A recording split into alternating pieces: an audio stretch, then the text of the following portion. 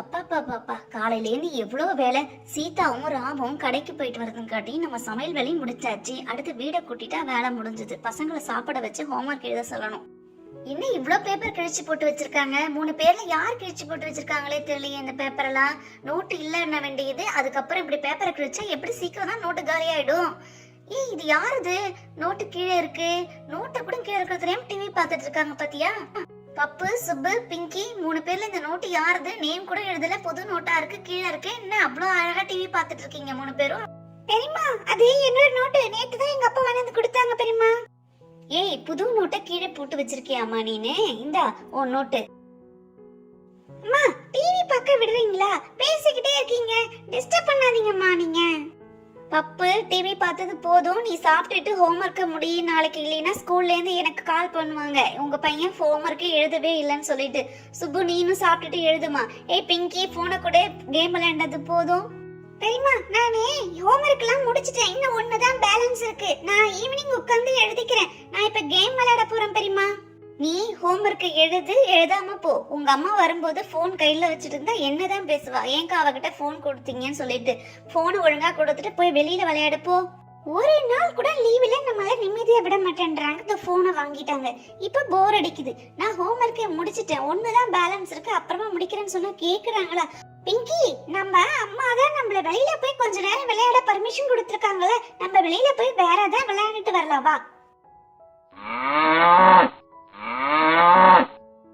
லட்சுமி, செண்பகம், நீங்க தான் ஜாலியான லைஃப். உங்களுக்கு ஹோம்ஒர்க் எழுத தேவையில்ல, ஸ்கூலுக்கு போக தேவையில்ல, ஜாலியா இருக்கீங்கல்ல. நல்லா சாப்பிட்டுட்டு சுத்தி வந்துட்டு அழகா வந்து நிக்கிறீங்க. பசங்களா 3 பேர் என்ன செய்றீங்க? இங்க உட்கார்ந்துட்டு ரொம்ப சோகமா யோசிக்கிற மாதிரி தெரியுது. அம்மா, நானே கேம் விளையாண்டேன். பெரியம்மா கேம்லாம் விளையாடக்கூடாதுன்னு சொல்லிட்டு செல்போனை பிடிங்கிட்டாங்கம்மா.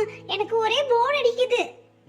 சித்தி, எங்க கடையை விடுங்க. நீங்க கடைக்கு போனீங்களே, சித்தப்பாவையும் காணோம். உங்க கையில என்ன வாங்கிட்டு வந்திருக்கீங்க? எங்களுக்கு ஏதாவது சாப்பிட வாங்கிட்டு வந்தீங்களா? கொடுங்க, நாங்க சாப்பிடுறோம். பப்பு, நான் உனக்கு எதுவும் வாங்கிட்டு வரலடா. பிங்கிக்கு பர்த்டே வருதுல நெக்ஸ்ட் வீக். அதனால கேக்கு செய்ய கேக்கு மாவு, ஐஸ்கிரீம் செய்ய ஐஸ்கிரீம் ஸ்டிக், இதெல்லாம் வாங்கிட்டு வந்திருக்கேன்டா. வேற எதுவும் உங்களுக்கு வாங்கிட்டு வரலடா.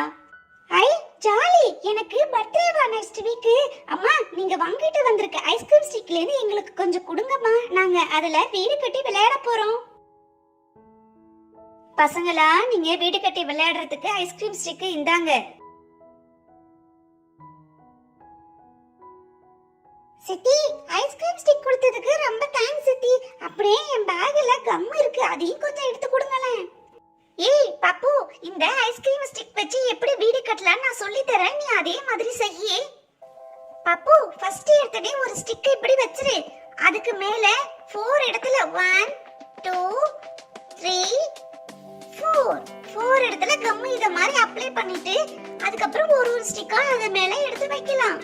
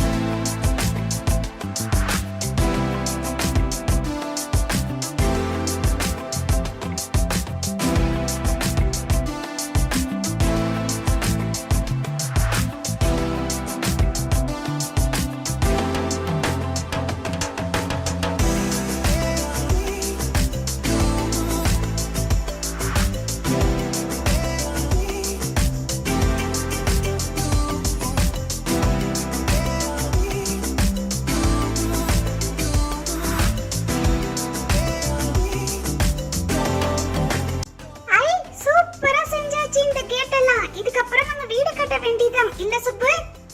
பிங்கி, இப்ப எப்படி வீடு கட்டலாம்னு நான் சொல்றேன் பாரு. ஃபர்ஸ்ட் கட்டமா தர்மாக்கோல கட் பண்ணி வச்சிட்டு நம்ம செஞ்சு வச்ச அந்த கேட் எல்லாம் ஒண்ணொண்ணா நம்ம வால் மாதிரி செட் பண்ணிக்கலாம்.